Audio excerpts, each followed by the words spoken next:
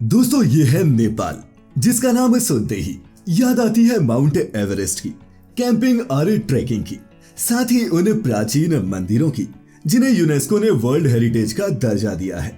लेकिन दोस्तों क्या आप ये जानते हैं कि नेपाल का नाम दुनिया के उन देशों में शामिल है जहां कुत्तों की भी माला पहनाकर पूजा की जाती है, और यहाँ मौजूद है दुनिया का सबसे खतरनाक एयरपोर्ट, जहां लैंड करने में अच्छे पायलट्स को भी नानी याद आ जाती है। तो दोस्तों अगर आप भी जानना चाहते हैं अपने पड़ोसी देश नेपाल से जुड़े कुछ ऐसे ही इंटरेस्टिंग फैक्ट्स, तो बने रहें आज की हमारी इस वीडियो के अंत तक।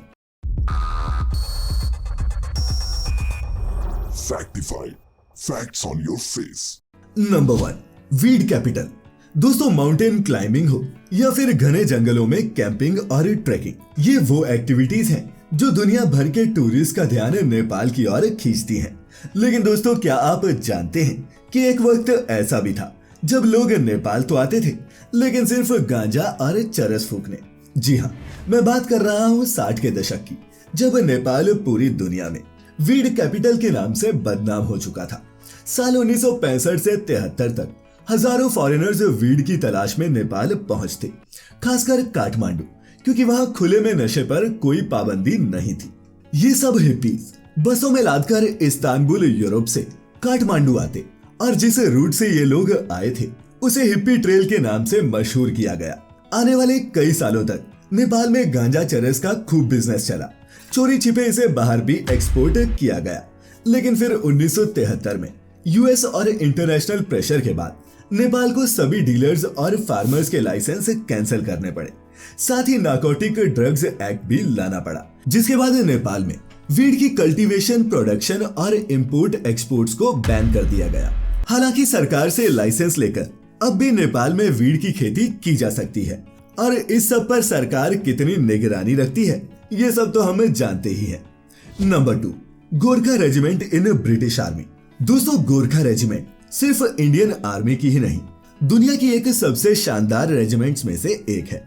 इस रेजिमेंट के शौर्य का अंदाजा आप इस बात से लगा सकते हैं कि हमारे पहले सीडीएस विपिन रावत भी इसी रेजिमेंट का हिस्सा थे। लेकिन दोस्तों क्या आप ये जानते हैं कि भारत के अलावा गोरखा सैनिक ब्रिटिश आर्मी का भी हिस्सा है, और वो भी 200 सालों से। लेकिन कैसे, अभी बताता हूँ। ये बात है 1814 की, जब देहरादून के खलंगा किले पर कब्जा करने के लिए हजारों सैनिकों ने गोरखा पर हमला बोल दिया। अंग्रेजी सैनिक 10,000 थे और गोरखा सैनिक थे सिर्फ 600। लेकिन गोरखे घबराए नहीं और उन्होंने हजारों की तादाद वाली अंग्रेजी फौज का डटकर सामना किया, और 1000 से ज्यादा अंग्रेज अफसर और सैनिक मार डाले। और सबसे खास बात तो ये थी कि इन गोरखा सैनिकों के पास हथियारों के नाम पर सिर्फ खुखरियां ही थी, जबकि अंग्रेजी फौज के पास बंदूक और तोपें थी। गोरखा सैनिकों की ये बहादुरी देख अंग्रेजों के भी होश उड़ गए, जिसके बाद 1815 में गोरखा रेजिमेंट की स्थापना की गई। बाद में ब्रिटेन, नेपाल और भारत के बीच एक ट्राईपार्टाइट एग्रीमेंट साइन किया गया, जिसके बाद दूसरी, छठी, 7वीं और 10वीं गोरखा राइफल्स ब्रिटिश सेना का हिस्सा बन गई और बाकी की भारतीय सेना में शामिल हो गए। Number 3, kidney village of Nepal. दोस्तों इसके बारे में मैं आपको एक वीडियो में बता चुका हूँ। हिमालय की गोद में बसा नेपाल वैसे तो ऊंची पहाड़ियों और रिच हेरिटेज के लिए जाना जाता है, लेकिन दोस्तों जैसा कि आपने हमारी एक पिछली वीडियो में देखा होगा कि नेपाल का एक छोटा सा गांव ऐसा भी है जिसे दुनिया किडनी विलेज के नाम से जानती है, और नेपाल के इस गांव का नाम है होक्से। खैर अगर आपने वो वीडियो नहीं देखा तो आपको बता दूं कि इस गांव में ज्यादातर लोगों के पास सिर्फ एक ही किडनी है।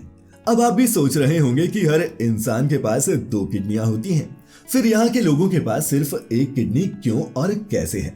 तो इसका जवाब है ह्यूमन ऑर्गन ट्रैफिकिंग, यानी कि मानव अंगों की तस्करी, जो होक्से में धड़ल्ले से कई सालों से चली आ रही है। इस गांव में लोग चंद रुपयों के लिए न सिर्फ अपने अंग बेचते हैं, बल्कि इनमें से कई लोग नेपाल में फैले ह्यूमन ऑर्गन ट्रैफिकिंग का भी हिस्सा है। नंबर 4, नो मैकडॉनल्ड्स इन नेपाल। दोस्तों मैकडी के बर्गर और हैप्पी मील्स खाना किसे पसंद नहीं होता, और हमारे शहरों में मैकडी के ड्राइव-इन्स पर लंबी कतार में गाड़ियां खड़ी रहती हैं। लेकिन दोस्तों हमारा पड़ोसी देश नेपाल इस मामले में हमारे जितना लकी नहीं है, क्योंकि वहाँ मैकडॉनल्ड्स है ही नहीं। ज्यादातर लोगों का ये मानना है कि नेपाल में मैकडॉनल्ड्स इसलिए नहीं है क्योंकि यहाँ लोग फास्ट फूड में मोमो और चाउमीन खाना ज्यादा पसंद करते हैं। लेकिन हाँ, अगर आप नेपाल जाते हैं तो मैकडॉनल्ड्स ना सही, आप KFC की चिकन विंग्स खा सकते हैं। Number 5, no olympic medals. दोस्तों, ओलंपिक्स में पदक जीतना न सिर्फ एथलीट्स बल्कि हर देश का भी सपना होता है और इंडिया के भी कई खिलाड़ी ओलंपिक मेडल्स जीतकर ये सपना पूरा कर चुके हैं। फिर चाहे वो हमारे star javelin thrower Neeraj Chopra हो या फिर वेट लिफ्टर मीराबाई चानू। लेकिन दोस्तों, इस मामले में हमारा पड़ोसी देश थोड़ा सा अनलकी है क्योंकि अब तक नेपाल की झोली में एक भी ओलंपिक मेडल नहीं गिरा। वैसे लांस नायक तेजबीर बुरा जो एक नेपाली ऑफिसर थे, उन्हें 1924 विंटर ओलंपिक्स में माउंटेनियरिंग के लिए गोल्ड मेडल दिया गया था। लेकिन यह मेडल नेपाल की झोली में नहीं गया क्योंकि तेजबीर बुरा उस वक्त ब्रिटिश आर्मी की गोरखा रेजिमेंट का हिस्सा थे। इसके अलावा 1988 में सियोल ओलंपिक्स में नेपाल के ताइक्वांडो प्रैक्टिशनर बिदान लामा ने ब्रोंज मेडल अपने नाम किया था। लेकिन अफसोस की बात है कि इसे भी काउंट नहीं किया जाता क्योंकि तब ताइक्वांडो को डेमोन्स्ट्रेशन स्पोर्ट के तौर पर इंट्रोड्यूस किया गया था, माने कि सिर्फ प्रमोट करने के लिए। और यही वजह है कि ऑफिशियली अब तक नेपाल कोई भी ओलंपिक मेडल अपने नाम नहीं कर सका। Number 6, worship of dogs. दोस्तों, दिवाली जिसका नाम सुनते ही लोगों के चेहरे पर एक बड़ी सी स्माइल आ जाती है। बच्चे तो बच्चे, बूढ़े भी रोशनी के इस फेस्टिवल को एंजॉय करते हैं। लेकिन क्या आप जानते हैं कि हमारे पड़ोसी मुल्क नेपाल में भी दिवाली मनाई जाती है? बता दूं कि लाइट्स के इस त्योहार को नेपाल में दिवाली के बजाय तिहार कहा जाता है। नेपाल में भी वैसे ही दिए और मोमबत्तियां जलाई जाती हैं जैसे हमारे यहाँ। लोग नए कपड़े पहनते हैं और एक दूसरे को बधाई देते हैं। और फिर तिहार के बाद आता है कुकुर तिहार, जब वहाँ कुत्तों की पूजा की जाती है। जी हाँ, उन्हें माला पहनाकर तिलक भी लगाया जाता है। और यही नहीं, कुत्तों को अंडा, दूध और दही खिलाकर उन्हें दावत भी दी जाती है।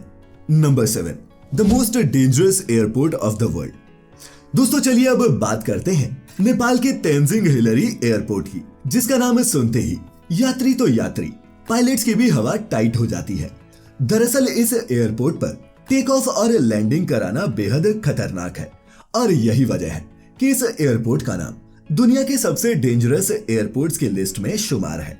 ये एयरपोर्ट हिमालय की चोटियों के बीच बसे लुकला शहर में है, जिसके रनवे की लंबाई महज 460 मीटर है। बताया जाता है कि कई बार इस एयरपोर्ट पर एक्सीडेंट्स होते होते बचे हैं। यही वजह है कि यहाँ सिर्फ छोटे विमान और हेलीकॉप्टर्स को ही उतारने की इजाजत है। तो दोस्तों, ये थे नेपाल से जुड़े कुछ इंटरेस्टिंग फैक्ट्स। उम्मीद करता हूँ आपको हमारी आज की ये वीडियो पसंद आई होगी। अच्छी लगी हो तो आप जानते हैं कि क्या करना है। ऐसे ही और भी इनक्रेडिबल और इंटरेस्टिंग फैक्ट्स जानते रहने के लिए सब्सक्राइब करें फैक्टिफाइड हिंदी यूट्यूब चैनल और लाइक करें हमारा फेसबुक पेज भी। अब दीजिए हमें इजाजत। आपका बहुत बहुत शुक्रिया।